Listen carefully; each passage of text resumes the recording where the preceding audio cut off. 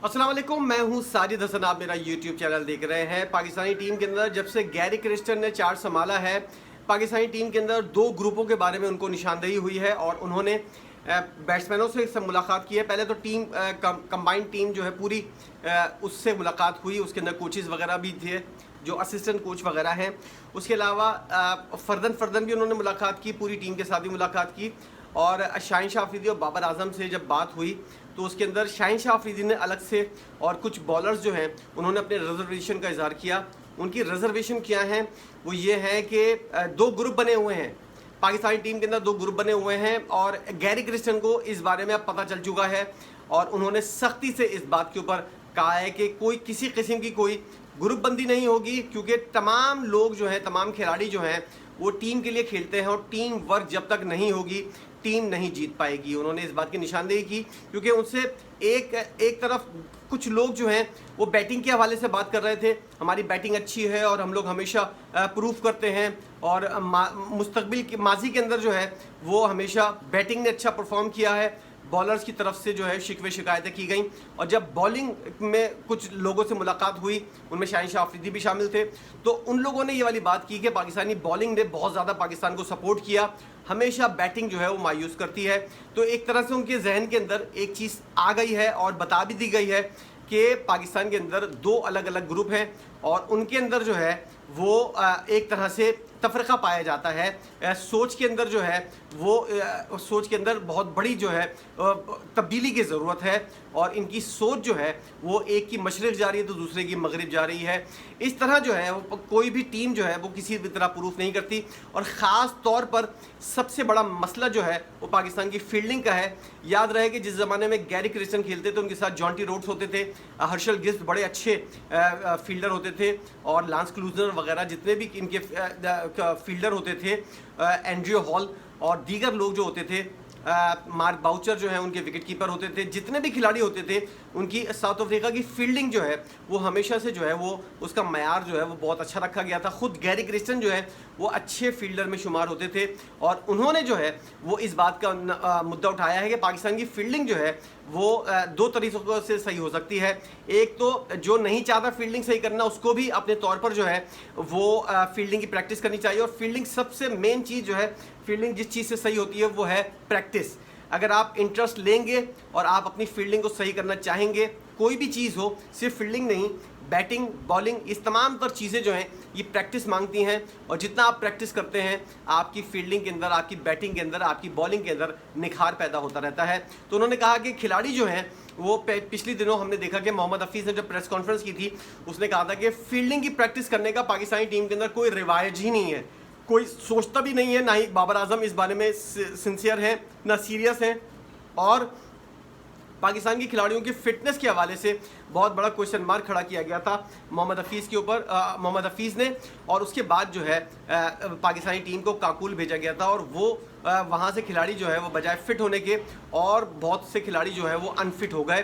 तो इस वजह से ये तजुर्बा बज़ाहिर ऐसा लग रहा है कि माजी के तजुर्बे की तरह जो है ये तजुर्बा जो है वो खिलाड़ियों के लिए किसी किस्म का कोई फ़ायदा नहीं दे सका बल्कि नुकसान दे सका है। इससे खिलाड़ी जो हैं बजाय सुपर फिट होने के वो एक एक करके जो है वो आउट ऑफ फॉर्म होते रहे और बाहर होते रहे। याद रहे कि जब काकुल के अंदर गए थे तो हारिस रऊफ पहले से ही अनफिट थे, उनको तो लेकर ही नहीं गए थे और जो खिलाड़ी फिट थे इनमें मोहम्मद रिजवान भी थे जिनकी फ़िटनेस का मयार पहले अच्छा था और वहाँ से आने के बाद जो इनकी फ़िटनेस का मयार ख़राब हुआ और उनको जो है वो फ़िटनेस मसाइल का सामना करना पड़ा। कुछ शादाब खान के बारे में बताया जा रहा है कि वो जो सही से बॉलिंग नहीं कर पाए तो उनकी कमर के अंदर कुछ दर्द वगैरह है, हाथ के अंदर भी कुछ हाथ बैंड होने में जो है मुश्किलात पेश आ रही हैं। तो फिटनेस का मसला जो है वो जब तक दुरुस्त नहीं होगा, जब तक आपकी फील्डिंग जो है वो अच्छी नहीं होगी। और इसके लिए गैरी क्रिस्टन जो है इनके पास अब हम कह सकते हैं कि वक्त बिल्कुल भी नहीं है, ना होने के बराबर है। और इतनी देर के अंदर जब T20 वर्ल्ड कप शुरू होगा गैरी क्रिस्टन कोई भी बड़ा काम नहीं कर सकते, वो सिर्फ तरतीब कर सकते हैं चीज़ों को और किसी की फील्डिंग जो है वो रातों रात सही नहीं हो सकती, बैटिंग का प्रॉब्लम जो है वो रातों रात सही नहीं हो सकता। बासित अली साहब ने जो बाबर आजम की बैटिंग के ऊपर बात की थी, उन्होंने कहा था बाबर आजम क्यों छक्के नहीं मार सकता स्ट्रेट के ऊपर, क्योंकि उन्होंने टेक्निकल पॉइंट उठाया था कि बाबर आजम के खड़े होने का जो अंदाज़ है और बाबर आजम का जो जिस तरह बॉल को रिसीव करता है बाबर आजम, वो तरीक़ाकार जो है वो किसी भी तरह जो है वो छक्के मारने वाला नहीं होता, बल्कि वो जो है स्ट्रोक खेलने वाला होता है।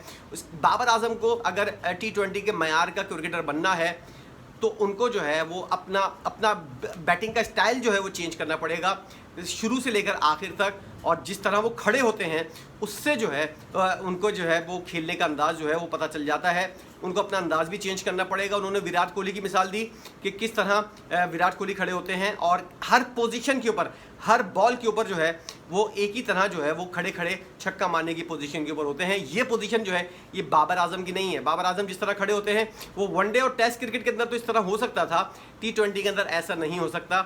आपके पास हर बॉल ऐसी नहीं आ सकती कि आप उसके ऊपर ग्राउंड शॉट खेलें। आपको छक्का मारने के लिए अगर खेलना है, और T20 का मयार डिमांड यही है कि आपको छक्के के लिए जाया जाए। रिजवान का कुछ स्टाइल ऐसा है जिसके ऊपर जो है वो आप कह सकते हैं कि हाँ, इस स्टाइल के ऊपर खड़े होने के बाद कोई भी बॉल हो सिवाय यॉर्कर के, उसके ऊपर आप जो है वो छक्का मार सकते हैं। लेकिन मोहम्मद रिजवान के अलावा बाबर आजम का जो स्टाइल है इसके ऊपर गैरी क्रिस्टन जो है इनको बहुत ज़्यादा काम करना पड़ेगा। और बाबर आजम ने अब खुद भी कह दिया मैं ओपनर नहीं हूँ, मैं वन डाउन के ऊपर खेलूँगा। उस्मान खान को जो है वो ओपनर के तौर पर आजमाने का फैसला किया जा रहा है। लेकिन ये जो दो ग्रुप हैं, बैटिंग वाले जो लोग हैं वो बॉलिंग के ऊपर अपना गुस्सा निकालते हैं और बताते हैं कि हम मैच क्यों हारे बॉलिंग की वजह से, और बॉलिंग वाले कहते हैं हम कितना आप लोगों को प्रूफ करें। पाकिस्तानी टीम जो है आयरलैंड के अंदर 190 प्लस रन एक दफ़ा स्कोर किया है, उसने 170 प्लस रन उन्होंने एक दफ़ा स्कोर किया है। तो इस तरह जो है वो बॉलिंग के ऊपर बहुत ज़्यादा सवालात खड़े हो रहे हैं कि एक ऐसी टीम जिसका मयार जो है और जो T20 भी कम खेलती है और जिसका पाकिस्तानी टीम के साथ मयार जो है वो बहुत ही ज़्यादा डिफरेंस है, उस टीम ने आपकी बॉलिंग को तहस नहस करके रख दिया है। उसके अंदर तमाम स्टार्स मौजूद थे। तो फिर आपको यकीनी तौर पर अपनी बॉलिंग के ऊपर तवज्जो देनी पड़ेगी। और जो बॉलिंग है पाकिस्तान की माजरत के साथ, ये इस मयार की इस वक्त नहीं है। बेशक बड़े बड़े नाम हों, लेकिन ये इस वक्त इस मयार की नहीं है कि ये लोग कम्पीट कर सकें वर्ल्ड क्लास बैट्समैनों को। और जैसा कि रूल ICC के चेंज हो चुके हैं, तो बैटिंग के ऊपर जो है वो बहुत ज़्यादा जो है वो नज़ला गिरता है बैट्समैनों का। हर कोई जो है वो बॉलर्स को कूट रहा होता है T20 के अंदर। तो इसलिए बॉलर को जो है वो ज़्यादा जिम्मेदारी का मुजाहरा करना होगा। साथ साथ गैरी क्रिस्टन जो है, इनको हम देखते हैं कि किस की बैटिंग जो है वो सही करने में कामयाब होते हैं, क्योंकि ख़ुद एज अ बैट्समैन ये टेक्निक के हवाले से काफ़ी स्ट्रॉन्ग थे। और जितने भी खिलाड़ी हैं उनकी टेक्निक जो है और जो T20 की डिमांड है इसको पूरा करने के लिए इनको जो है वो ज़रा सा टाइम लगेगा। इसलिए T20 वर्ल्ड कप से पाकिस्तानी टीम से ज़्यादा उम्मीदें ना रखें।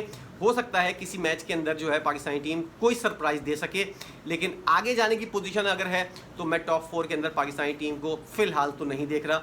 ये मेरी अपनी ऑब्जर्वेशन है, किसी से इस चीज़ का वो नहीं है। ये मैंने अपने तौर पर जो देखा है उससे ये अंदाज़ा लगाया है कि दुनिया की जो टीमें हैं उनके मुकाबले में पाकिस्तानी टीम जो है वो टॉप 4 के अंदर तो है शायद शामिल ना हो सके।